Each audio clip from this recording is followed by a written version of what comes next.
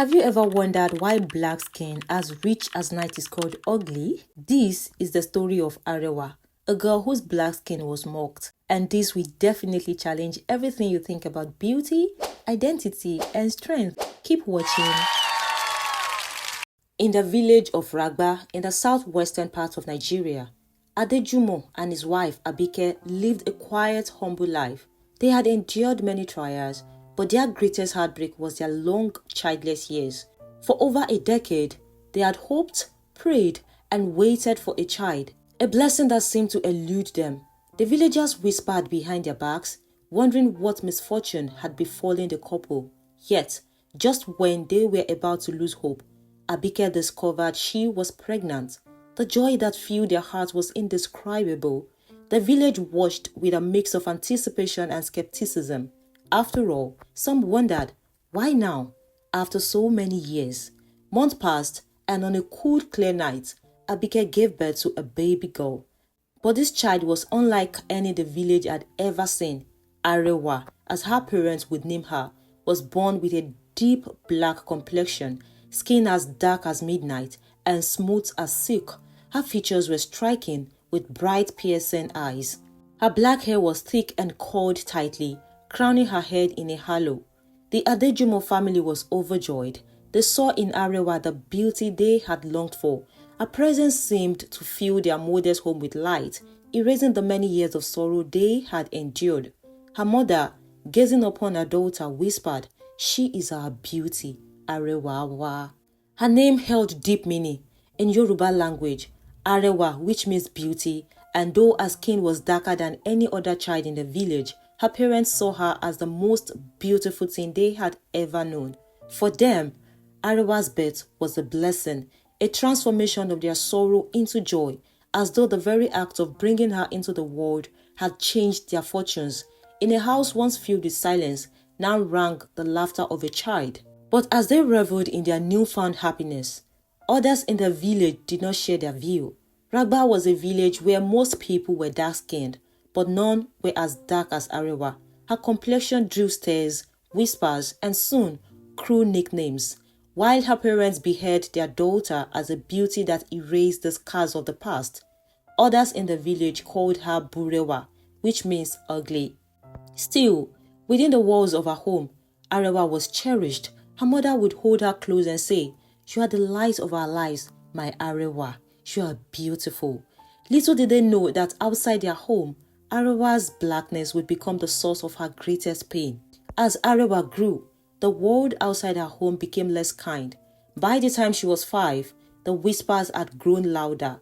The other children in the village started to call her names such as Ajadudu, which means black dog.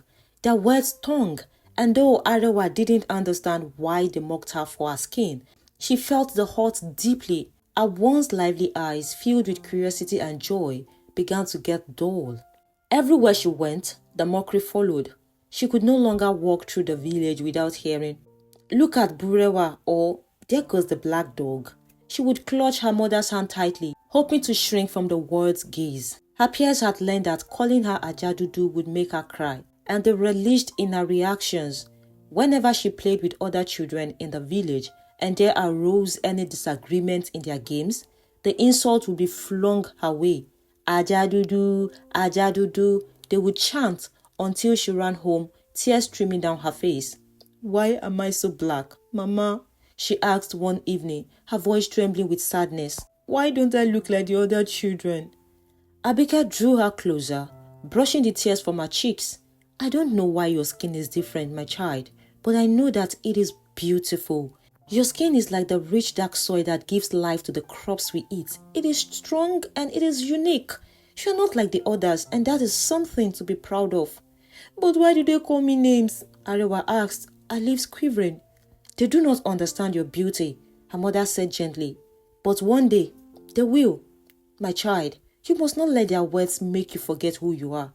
Your father and I named you Arewa for a reason, because you are beautiful, and that is what you will always be." But despite her mother's reassurances, Arewa's self-confidence continued to crumble.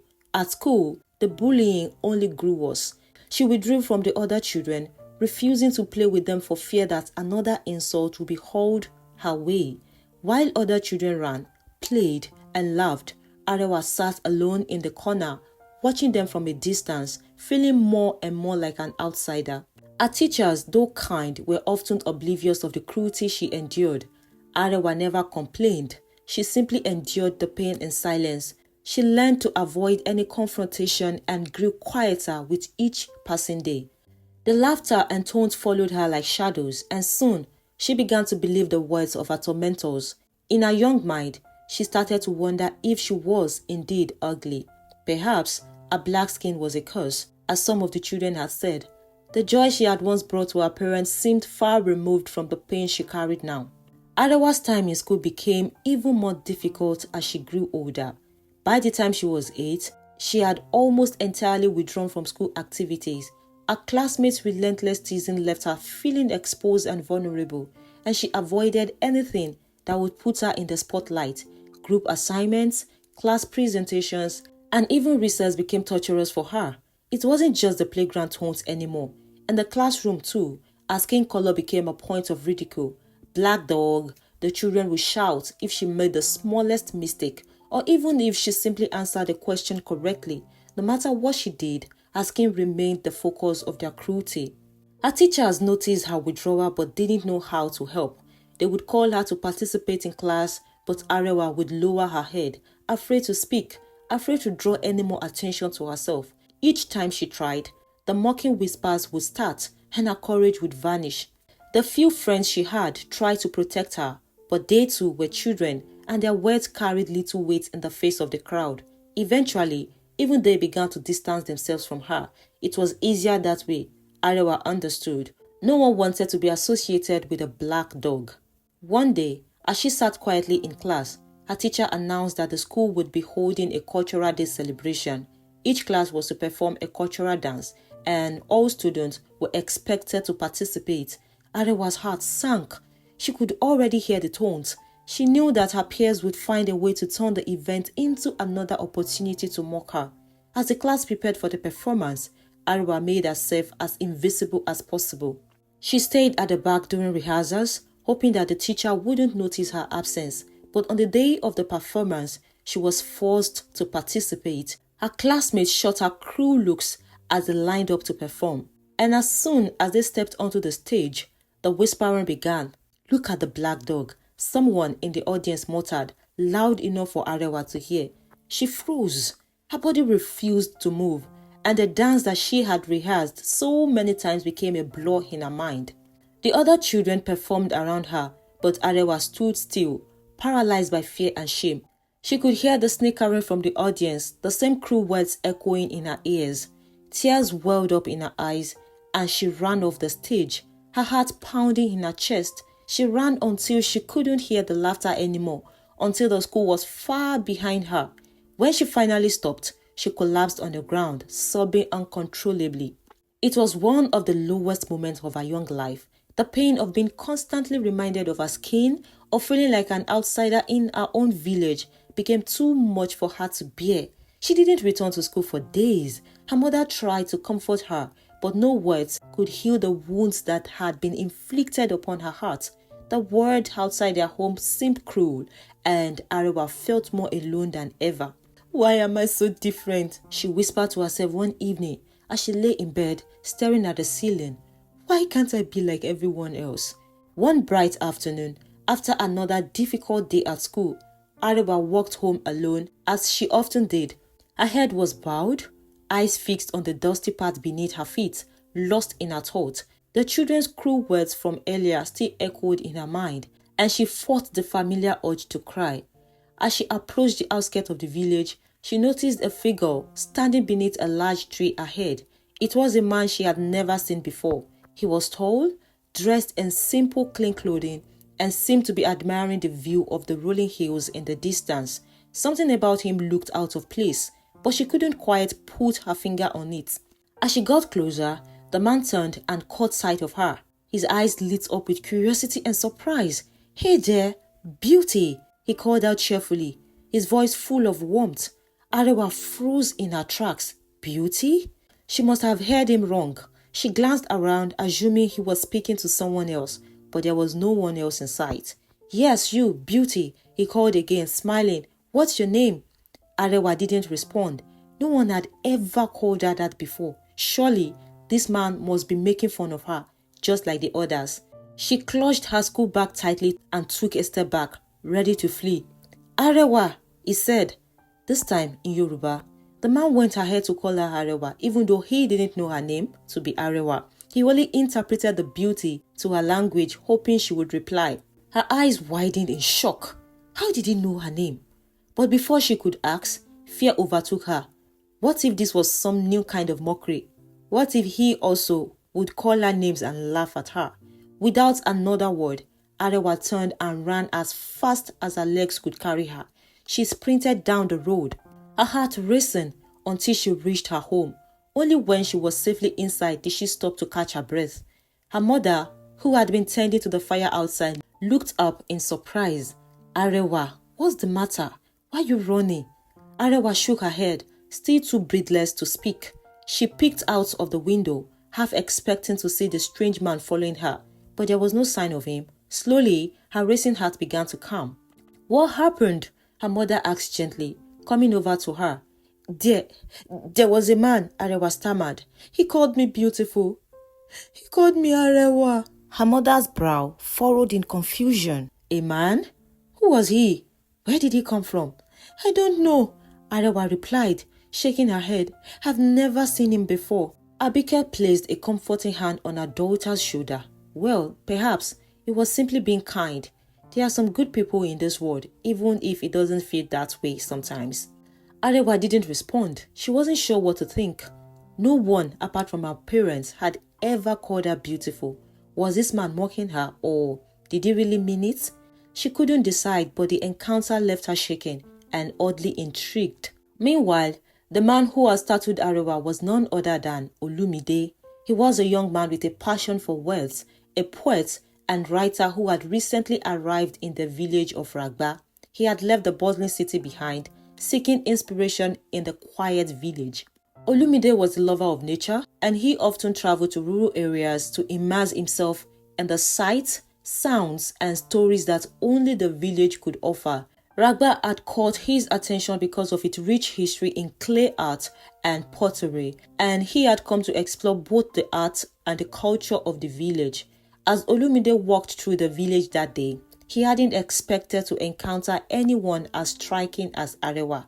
Her dark skin, the way she carried herself, and the sadness that seemed to envelop her, all of it intrigued him. He saw beauty where others saw something different, and he felt compelled to speak to her. But her reaction had puzzled him. Why had she run away? What had frightened her so much? Olumide spent the next few days wandering the village, observing the people and their way of life. He visited the clay workshops, watched the potters mold the earth with their hands, and listened to the stories of the elders. Everywhere he went, he found something that sparked his creativity. Yet, despite the beauty of the village and the rich culture he had come to explore, his thoughts kept returning to Arewa. He had come to Ragba to find inspiration for his work, and he had found it, but not in the way he had expected. The image of the girl with the coal black skin haunted him. There was something about her that called to him, something that went beyond her appearance. It was the sadness in her eyes, the way she seemed to shrink away from the world, as though she believed she didn't belong. After spending several days in the village, Olumide had filled his notebook with countless poems, each one inspired by the quiet beauty of the village, its people, and the natural landscapes. The clay art, the simple but rich culture had ignited a creative fire within him. He had returned to the city, content with the poems he had written. Back in the city, Olumide found solace in the familiar chaos of his small apartment. The sights and sounds of urban life were comforting in their own way. He set to work immediately, poring over the poems he had written, perfecting each line, each word, striving to capture the essence of the inspiration he had felt while in the village. He spent hours at his desk, revising, editing, and refining his work. The poems were good. No, they were more than good. Often, he would stand in front of the mirror, performing his spoken words to himself, watching his own reflection as he spoke. The cadence, the rhythm, the emotion in his voice, it all felt right. He knew that his poems had the potential to move people, to touch them in ways they couldn't yet imagine. But he also knew that he needed the right moment to share them with the world. He was waiting for that opportunity, that perfect platform to unveil what he had created. He lived every day of his life preparing for that perfect moment. Several months later, Olumide found himself at the State Library, researching for a new piece of writing. On his way home, he passed by a small newspaper stand and, out of habit, picked up a paper. As he scanned through the pages, something caught his eye. An advertisement for a spoken word competition. The headline read, "Are you a spoken word artist? Showcase your talent to the world." His heart skipped a beat. This was it. This was the opportunity he had been waiting for. The competition was open to all aspiring poets, and the instructions were simple. Submit a poem along with an application to the listed address. Olumide rushed home, his mind buzzing with excitement. He quickly gathered his best work, carefully selecting the poem that had been most inspired by Ragba village, and sent in his application. The weeks that followed were filled with anticipation. Olumide knew that the competition would be fierce, but he couldn't help but hope. He believed in the uniqueness of his poem, its raw emotion, and its connection to nature. It was unlike anything he had ever written before, and he felt certain it would stand out. 3 months later, the wait finally ended. A letter arrived at his door, and as soon as he saw the return address, his hands began to tremble with anticipation. He tore open the envelope and read the words that would change everything. "Congratulations, you have been selected to participate in the spoken word competition. Your submission captured our attention with its uniqueness and natural qualities." Olumide's heart swelled with joy. He had been chosen. The judges had seen something in his poem, something different, something powerful. He was overjoyed, but this was only the beginning. Now, he had to prepare for the biggest performance of his life. As the days passed, Olumide threw himself into these preparations. He stayed awake late into the night, reading and rereading his poem, rehearsing his delivery in front of the mirror. He wanted every word, every line to resonate deeply with his audience. He knew that his poem was special, but he also felt an immense pressure to create something even more impactful. Driven by the need for perfection, Olumide began to write more poems, searching for something new, something that would set him apart from the other competitors. But no matter how much he wrote, nothing seemed to match the power of his original poem. He grew restless, dissatisfied with his own work. His mind raced at night, unable to find peace, as he tossed and turned in bed, hoping for a spark of inspiration. 2 weeks before the competition, Olumide still hadn't found a poem that satisfied him. He was running out of time, and the pressure was beginning to take its toll. He hadn't slept soundly in days, and his mind was clouded with doubt. Was his poem truly good enough? Could he stand out among the many other talented poets who would be performing? As the competition drew closer, Olumide began to feel an inexplicable urge to return to Ragba village. At first, he ignored it, dismissing it as a distraction. He had too little time left to prepare, and the village was far from the city. But as the days passed, the urge grew stronger, gnawing at him, pulling him back to the place where his inspiration had first taken root. Finally, just 5 days before the competition, Olumide could no longer resist the feeling. He knew he had to go back to Ragba. After all, the poem that had been selected for the competition had come from the inspiration he found in the village. Perhaps, if he returned, he would find the missing piece of his creative puzzle. The next morning, Olumide packed his notebook and a few belongings and set off for Ragba. As he walked through the village streets once more, he felt a sense of calm wash over him. The familiar sight of clay artisans working their craft, the children playing by the riverbank, and the quiet hum of village life brought him a sense of peace. Yet, something still felt off, as if there was something waiting for him, something he had yet to discover. He wandered through the village, retracing his steps from the last visit, hoping for the inspiration to strike. Suddenly, as he was walking through the village, Olumide's gaze fell upon a familiar figure walking quietly down the road, her eyes downcast, lost in thought. It was the same girl who had run away from him when he had first called her beauty. It was Arewa. Without thinking, Olumide moved towards her, determined to speak to her again.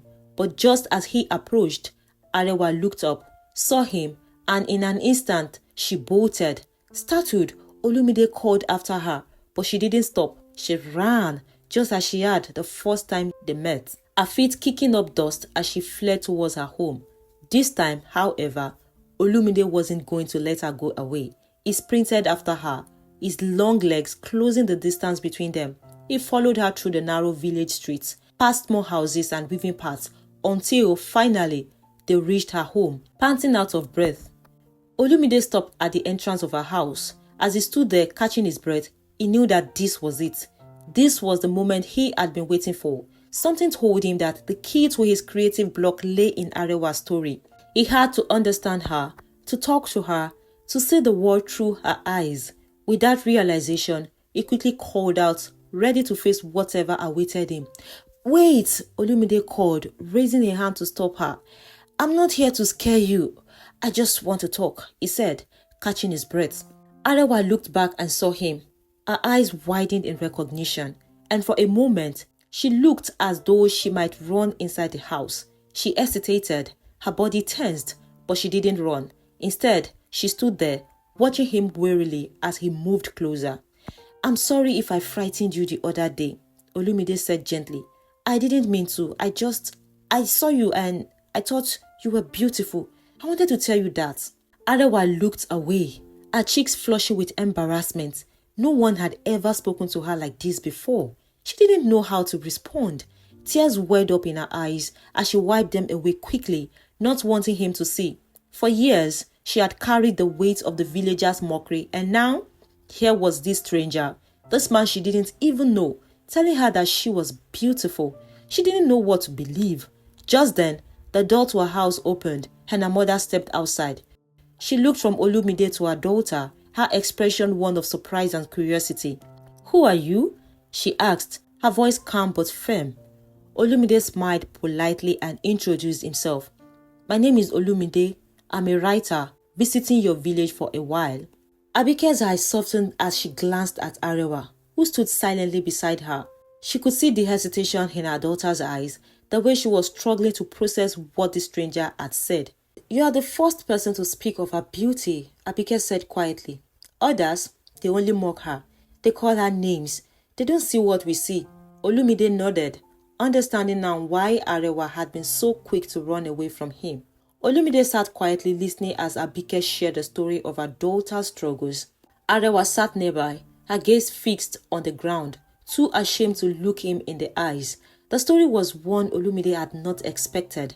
The villagers' mockery, the cruel names, and the deep shame Arewa carried, it all resonated with him on a level he hadn't anticipated. "They call her Ajadudu," Abike said with a sigh, her voice heavy with emotion. "They liken her to a black dog, as if her skin is something to be ashamed of. But we don't see that. We see our Arewa as beauty." Olumide's heart sank as he imagined the torment Arewa must have endured all her life. He had sensed her pain the moment he laid eyes on her, but hearing it spoken aloud made it all more real. This was the burden Arewa carried every day, the burden of feeling unloved and unworthy simply because of the color of her skin. As Abike finished speaking, there was a long silence. Olumide looked at Arewa, her face hidden beneath the veil of her own shame, and he felt a surge of inspiration unlike anything he had experienced before. It was as though the weight of her story unlocked something deep within him, something powerful and raw. He knew in that moment that Arewa's story was the one he had been searching for. It wasn't just about her beauty, but about resilience, strength, and the power to overcome adversity. Without thinking, Olumide reached into his satchel and pulled out his notebook and pen. His hands moved swiftly across the page, the words flowing out of him with ease, as though they had been waiting all along. Line after line, he wrote, capturing the essence of Arewa's journey, the pain she had endured, and the beauty that still shone through despite it all. Arewa watched him, Her curiosity piqued. She had never seen anyone write so quickly, with such passion. It was as if the words were pouring out of him, unstoppable. She glanced at her mother, who was equally mesmerized by the sight. After what felt like only a few minutes, Olumide put down his pen and looked up, his eyes bright with excitement. This, he thought within himself, this is the poem I've been waiting to write. This is the story that needed to be told. He turned to Arewa and smiled. You are beautiful, he said. I know what it feels like to be different, Olumide continued. To feel like you don't belong. But I want you to know that you are not alone. You are beautiful, just the way you are. Arewa's eyes widened in surprise. Beautiful? Yes, Olumide said. You may not see it now, but one day, you will understand how strong you are. The world may mock you, but you are more beautiful than any of them can see. For the first time in a long while, Arewa felt a glimmer of hope. Could it be true? Could there really be beauty in the darkness she had come to despise? She wasn't sure, but something about Olumide's words made her want to believe. Thank you, she whispered, her voice barely audible. Olumide nodded, and before leaving, he called Arewa aside. Don't let them define you, he said softly. Don't let their words shape who you are. You are more than what they say. The world is full of people who don't understand, but that doesn't mean you should hide. Embrace who you are. Arewa listened intently, his words sinking deep into her soul. She had heard similar reassurances from her mother, but coming from someone like Olumide, a stranger who saw her for who she was, it felt different. For the first time, she thought that maybe, just maybe, she was not the Ajadudu they made her out to be. Olumide returned to the city that day, feeling as though a great burden had been lifted from his shoulders. The inspiration he had been searching for had finally arrived, and he knew in his heart that this poem was the one he would present at the spoken word competition. He had written many poems before, but this one was different. It was alive, pulsating with emotion and truth. When he got back to his small apartment in the city, Olumide sat down to review the poem he had written. As he read it over, a sense of peace washed over him. For the first time in his life, he had nothing to correct, nothing to change. Every word was perfect. The poem told Arewa's story in a way that honored her strength and beauty. It spoke of her struggle, but also of her triumph, the way she would rise above the cruel words of others and embrace the beauty within herself. Olumide knew this was a poem that would set him apart at the competition, but more than that, it was a poem that would open the eyes of others to the beauty of blackness, a beauty that society had too often overlooked. In the days leading up to the spoken word competition, Olumide spent his time rehearsing. He recited the poem over and over, feeling the power of each line as it rolled off his tongue. Every word was a tribute to Arewa, to her resilience, to the beauty that lived in her deep black skin, a beauty the world had failed to see. As he stood in front of the mirror in his small room, Olumide imagined the audience before him. He imagined their reactions as he brought Arewa's story to life. As he painted the picture of her struggles and her ultimate triumph, he hoped that his words would touch their hearts, that they would see the beauty in the blackness they had been taught to despise. The day of the spoken word competition arrived, and the venue was packed with people eager to hear the performances. The air buzzed with excitement as poets from all over the region gathered to share their work, each one hoping to stand out and make an impression. Olumide arrived early, feeling a mixture of nerves and excitement. He clutched a small notebook in his hand, the words of Arewa's poem etched into his memory. He had rehearsed it so many times that it felt like second nature. But now, standing in the crowded hall, the weight of the moment pressed down on him. One by one, the poets took the stage, each delivering their own unique piece of work. The audience clapped and cheered after every performance, appreciating the talent and creativity on display. When it was finally Olumide's turn to take the stage, he felt a sense of calm wash over him. This was the moment he had been waiting for. As he walked to the center of the stage, the room fell silent. With the audience quiet and expectant, Olumide cleared his throat and began the poem. His voice was steady, but it carried the weight of the emotions he felt. He spoke of a girl with skin as black as the night, a girl who had been ridiculed for her darkness, but whose beauty lay in the very thing that made her different. As the words flowed, the room seemed to fall into a trance. Olumide's poem was unlike any that had come before it that day. It wasn't just a performance, it was a story of resilience, of overcoming cruelty, and of finding strength in one's own skin. His words painted vivid pictures of Arewa's life, her beauty, and the pain she had endured. The audience hung on every word, their eyes fixed on Olumide as he spoke. He described Arewa's beauty not in the conventional sense, but in a way that challenged the listeners to reconsider their own ideas of what beauty truly meant. He spoke of the richness of her skin, comparing it to the deep, fertile soil from which life sprang, and the night sky that held the stars. He spoke of her strength, the way she endured the harsh words of others, yet continued to stand tall, even when the world tried to make her feel small. And in the blackness, there is light. Olumide's voice rose, his words filling the room. In the darkness, there is beauty, not hidden, not masked, but bold and true, like the stars that shine the brightest against the night. As he reached the end of the poem, Olumide's voice softened. And she, this girl they called Ajadudu, this girl they tried to break, she is Arewa. She is beauty, in every shade of black, in every shadow they try to cast upon her. She is beauty, and no one can take that from her. For a moment, the room was completely silent. The weight of Olumide's words lingered in the air, as if the audience was collectively holding its breath. Then, slowly at first, the applause began. It started with a few scattered claps, then grew louder and louder until the entire hall was on its feet, giving Olumide a standing ovation. He stood there, taking it all in, his heart pounding in his chest. He had never experienced anything like this before. The applause, the cheers, the way the audience had connected with his words. It was overwhelming. For the first time, Olumide felt truly seen as a poet, as an artist, and he knew that this was the beginning of something much bigger. The judges too were moved by his performance.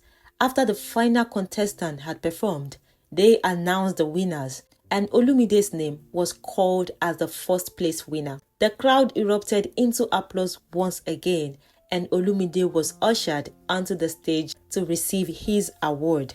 As he stood there holding the small trophy in his hands, he couldn't help but think of Arewa. This victory wasn't just his, it was hers too. Her story had touched the heart of so many that night, and Olumide knew that this was only the beginning of the journey for both of them. The days following the competition were a whirlwind for Olumide. News of his victory spread quickly, and soon his face and his poem were featured in newspapers and on television. People from all over the country wanted to hear more about the poet who had captivated an entire audience with his story about beauty and blackness. Then, 2 weeks after the competition, Olumide received an unexpected letter in the mail. It was from an international cultural organization that had seen a recording of his performance. They were hosting a global spoken word event in Paris, and they wanted Olumide to perform the same poem he performed in the last competition. The letter explained that they had been moved by his words and believed his message was one that needed to be shared with the world. Olumide could hardly believe it. An all-expense-paid trip to France to perform his poem on an international stage. It was a dream come true. But as he read the letter, one thought kept coming back to him. He couldn't do this alone. He needed Arewa with him. After all, this was her story as much as it was his. Without hesitation, Olumide wrote back to the organizers, expressing his gratitude for the invitation and requesting that they arrange for 2 people to travel, himself and Arewa. The response came quickly. They agreed to his request, and within days, visas were processed and tickets were booked. But there was one final hurdle: convincing Arewa's parents to let her travel with him. Olumide made the journey back to Ragba village, clutching the invitation and the plane tickets in his hand. When he arrived at the Adejumo household, he was greeted with the usual warmth, But when he explained his reason for coming, the atmosphere changed. "You want to take our daughter abroad?" Adejumo asked. "Yes," Olumide said earnestly. "Arewa's story is what inspired the poem that won me the competition. She deserves to be a part of this journey. I know it's a big request, but I promise you, she will be safe. This is a chance for the world to see her beauty, for her to experience something beyond the pain she had known here." Abike too looked hesitant. "We are grateful for what you've done for her," she said softly, "but we don't know you well. How can we be sure she will be safe so far from home?" Olumide understood their fears. He was, after all, a stranger who had only recently come into their lives. But he also knew how important this opportunity was, not just for him, but for Arewa. He pleaded with them, explaining the significance of the events and how Arewa's presence on that stage would be a statement to the world. A statement that Black is beautiful, that Arewa is beautiful. Still, her parents were hesitant. They loved their daughter, and the thought of sending her off with someone they barely knew was terrifying. It wasn't until Olumide sought the help of the village king, a wise and respected man, that things began to shift. The king called for a meeting with the Adejumo family and Olumide, and after much discussion, he assured them that he would personally vouch for Olumide. The king spoke of the importance of Arewa's journey, not just for her, but for the village itself. If she went to Paris and shined on an international stage, it would bring honor to Ragba. Eventually, with the king's support, Arewa's parents gave their consent. When the day of the trip finally arrived, Arewa felt a mixture of excitement and fear. She had never left her village before, let alone travel to a foreign country.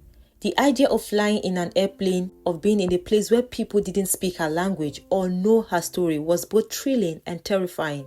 Olumide, sensing her nervousness, reassured her. "You'll be fine," he said with a smile. "This is your time to shine. You are going to show the world how beautiful you are." Arewa clung to those words as they boarded the plane. The journey to Paris felt surreal. Everything was new. The sights, the sounds, the sheer size of the city. Arewa's eyes widened in wonder as they drove through the streets, taking in the towering buildings and bustling crowds. She had never seen anything like it. The day of the performance arrived quickly, and as they prepared backstage, Arewa's nerves returned. She would be sitting on stage with Olumide while he performed, a living testament to the story he had written. She would be dressed in a traditional Yoruba outfit, one that reflected her heritage and her beauty. When they stepped out onto the stage, the crowd gasped. Arewa, with her dark glowing skin, stood out like a star against the backdrop of light.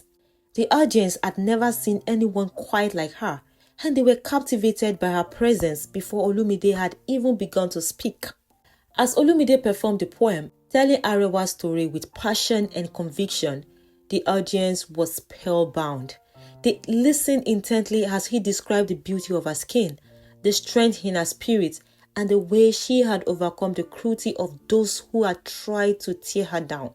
And there, beside him, Arewa sat, her head held high, her posture graceful. She was no longer the girl who had been mocked and ridiculed. She was Arewa, beautiful, strong, and proud. When the performance ended, the applause was thunderous. People rushed forward, eager to meet Arewa, to take pictures with her, to tell her how beautiful she was. For the first time in her life, Arewa felt truly seen. The love and admiration she received were overwhelming, and she realized that the world could be different from the one she had known in her village. The journey back to Ragba felt different for Arewa. As she and Olumide flew home from Paris, Arewa reflected on everything that had happened over the past few weeks. She had traveled to a foreign land, stood on a global stage, and been celebrated for her beauty, something she had never thought possible. The love and admiration she had received in Paris filled her with a newfound sense of confidence. For the first time, Arewa felt worthy, not because the world had validated her, but because she had come to see her own value. Olumide noticed the change in her too. She no longer carried the same weight of shame on her shoulders. Her once downcast eyes were now bright with confidence. She no longer shied away from people's stares. Instead, she met them head on, proud of who she was. It was as if a great burden had been lifted off her, and in its place, there was lightness and joy. When they arrived in Ragba, the entire village was abuzz with excitement. Words of Arewa's travels had spread quickly, and the villagers, who had once mocked her as Ajadudu, now spoke of her with admiration. They couldn't believe that the girl they had ridiculed for so long had become a star in a foreign land. The story of Arewa's performance in Paris had reached the ears of even the elders, and the villagers were eager to welcome her back. As Arewa and Olumide made their way through the village, people gathered to greet them. The children who had once taunted her now looked at her with wide eyes, unsure of what to say. The women who had gossiped behind her back now whispered about how beautiful she looked. The men, also, were in awe of her transformation. No one dared to call her Ajadudu anymore. Instead, they called her by her rightful name, Arewa. When she arrived at her family's home, her parents rushed out to meet her. Abike's eyes filled with tears as she embraced her daughter, holding her tightly. "You've come back to us, my beauty," she whispered, her voice choked with emotion. "You've shown the world who you really are." Adejumo too was overwhelmed with pride. "You have brought honor to our family, Arewa," he said, his voice deep with emotion. "We always knew you were special, but now the whole world knows it too." For Arewa, it was a moment of triumph. She had returned to the place where she had once felt small and unworthy. But now, she stood tall, her head held high. She no longer needed the validation of the villagers to feel beautiful. She had found the beauty within herself, and no one could take that from her. In the days that followed, villagers flocked to her house to hear the story of her travels. They wanted to know what Paris was like, how she had been treated, and what it felt like to be celebrated by people from all over the world. Arewa told them everything: the warmth of the people, the beauty of the city, and the way she had been treated like a queen. But what she spoke of most was how the experience had helped her see the truth about herself. "They called me beautiful," she said one evening as a group of young girls gathered around her. "But the real beauty was inside me all along. I just didn't see it. You don't need to look like everyone else to be beautiful. Your beauty is in your strength, your heart, and your courage to be who you are, no matter what anyone says." The girls listened in awe, their eyes wide with admiration. For them, Arewa was not just a girl who had traveled to a foreign land. She was a role model, someone who had risen above cruelty and found her own worth. Her words gave them hope, a sense that they too could rise above the harshness of the world and find beauty in themselves. Arewa's story spread far beyond Ragba village. Soon, people from neighboring villages came to see her, and even in the city, her name began to be spoken with reverence. She had become a symbol of resilience and self-acceptance, and her story inspired many to challenge societal standards of beauty and embrace who they truly were. Arewa's life had changed in ways she could never have imagined. What had started as a journey to escape the cruelty of her village had transformed into a story of empowerment and self-discovery. She had become a symbol of beauty and strength, not only in her village, but across the country. After her return, Arewa was approached by several companies who wanted her to represent them as a model. They were drawn to her striking appearance and her story, and soon, she began to appear in advertisements for skincare products and traditional clothing lines. Her face was plastered on billboards and her name was on everyone's lips. But despite the fame and attention, Arewa remained grounded. She never forgot where she came from or the journey that had brought her to this point. One day, as she was walking through the village, she noticed a young girl sitting along by the river bank. The girl's posture reminded Arewa of herself at that age. Withdrawn, uncertain, and full of self-doubt, Arewa approached the girl and sat down beside her. "What's your name?" she asked gently. The girl looked up, startled by the attention. "My name is Murayo," she whispered. "Why are you sitting here all alone, Murayo?" The girl hesitated, then lowered her head. "The other children, they make fun of me. They say I'm too dark." Arewa's heart ached as she remembered her own childhood, the cruel words that had haunted her for so long. She took Murayo's hands in hers and smiled warmly. I used to feel the same way, she said. They used to call me names too. But you know what I learned? I learned that my dark skin is not something to be ashamed of. It's something to be proud of. It's part of what makes me beautiful. Mariah looked up at Arewa, her eyes wide with curiosity. Really? Really? Arewa said firmly, don't let anyone tell you that you are less because of the color of your skin. Your beauty comes from within, and your skin is a part of that. You are beautiful, Mariah, just the way you are. The young girl smiled, her face brightening with hope. For the first time, she believed the words she was hearing.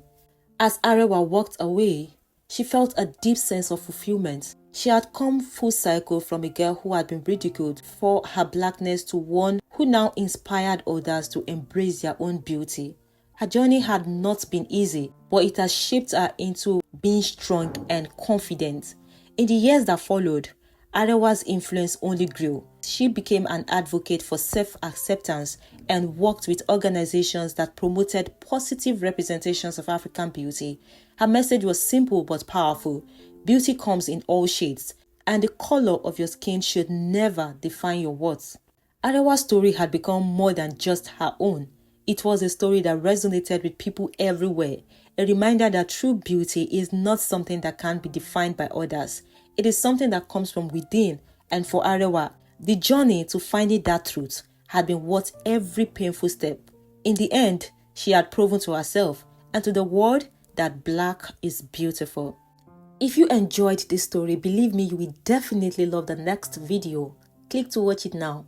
See you in the next one. Goodbye.